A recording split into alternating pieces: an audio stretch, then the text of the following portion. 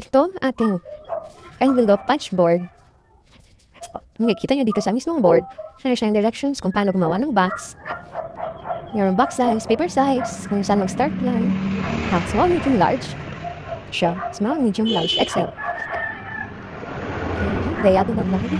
Ito naman yung diagonal line niya. Small, medium, large, and XL. Then, dito naman sa part nito, may para sa envelope. Meron din siya directions. First color, large size, paper size, and saan nagawa na score line. And ito naman, dito tayo magpa-punch. Ito yung corner, sa corner puncher. And then, ito naman yung para sa box. Yung para lock niya sa taas.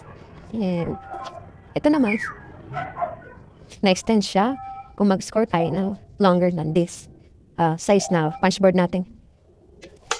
And sa likod, ito naman yung dito napalagay itong score. See you on the next part. Nagawa tayo na envelope.